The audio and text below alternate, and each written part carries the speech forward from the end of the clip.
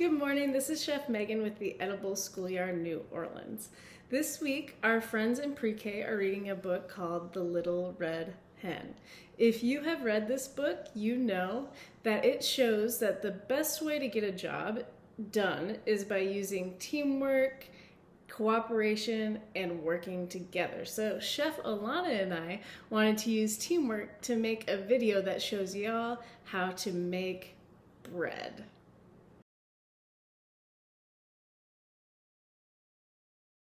So the reason that Chef Lana and I decided to make bread today is because that is what they make in a lot of versions of the Little Red Hen. And so the first thing that you're gonna do when you make bread is you're gonna have warm water. We have 2 1/4 cups of warm water. And then we need yeast. And these yeast are going to be more members of our team to help us make bread, because yeast are little creatures who are going to eat the sugar that we put in our bread and then basically toot to make our bread rise. So we need 2 1/4 teaspoons of this yeast. If you buy the yeast in packages, this is a very standard amount of yeast that'll come out of a package. So basically we just need 1 package of yeast or 2 1/4 teaspoons. So you're gonna add that to your water and we're gonna wait for it to dissolve for just a few. Okay, so our yeast is dissolved, and so we are going to feed it. We are going to give it 3 tablespoons of sugar. Remember, we want to keep this nice and level. 1, 2, and 3. We are also going to add a tablespoon of salt, 2 tablespoons of vegetable oil, or you can use olive oil, whatever you have on hand is fine. We use both at school. And then the recipe calls for 6 1/4 to 6 3/4 cups of flour. So, but right now we are just adding 3 cups. So,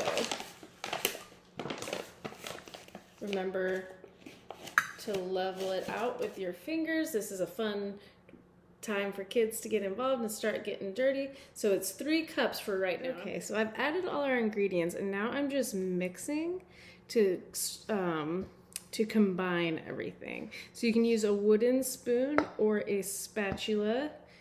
Today I have my snowman spatula because why not? My family is from Colorado, and even though it is April and 80 degrees here in New Orleans, they just had a big snowstorm, so might as well use the snowman spatula. So I'm just gonna stir this up until it gets nice and smooth. Okay, so now you can see that our dough is pretty smooth and well incorporated. So we are just gonna add the rest of our flour, which is about 3 cups, 1/2 cup at a time. So again, with our math, we need 3 cups and we need 1/2 cup at a time.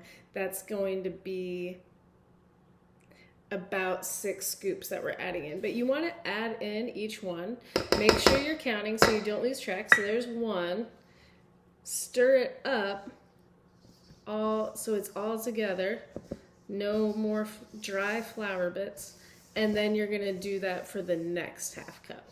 So I'm on 1, I don't wanna forget that. So here's how it looks after 1. 2 scoops, 3 scoops, 4 scoops, and it's getting kind of hard to stir, but I'm 5 scoops, and as you can see, I've started to kind of use my hand to try and get all that flour incorporated. Okay, so now I've added my 6 scoops, which equaled 3 cups of flour on top of the original 3 cups that I put in. So I'm at 6 cups of flour. The recipe calls for 6 1/4 to 6 3/4 cups of flour. This is looking pretty good though. I don't think I can get any more flour incorporated in there. So we're gonna go on to the next step.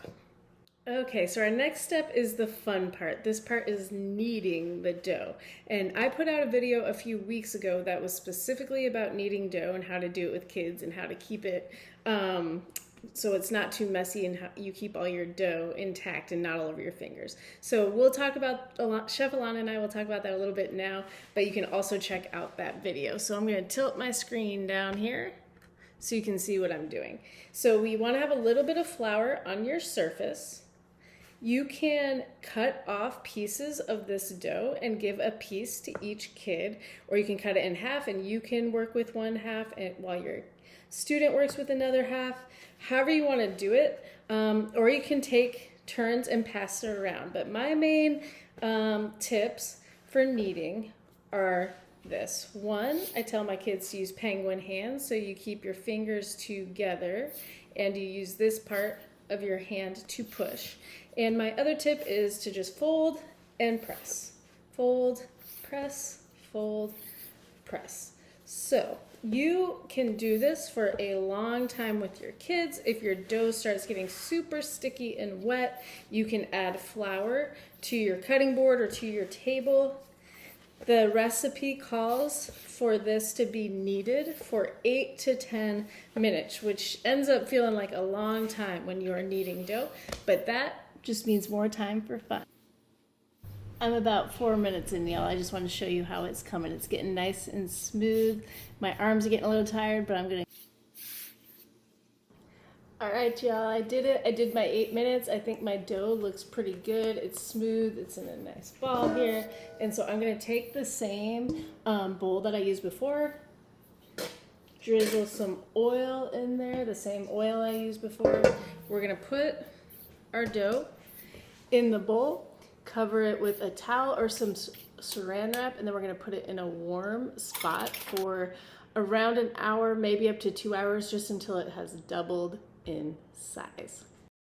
Baking bread takes a lot of patience. I had to wait almost 2 hours for my dough to rise and get bigger in the bowl. Then I divided it into two tiny loaves of bread, and I have to wait again for these guys to get a little bit bigger before I put them in the oven.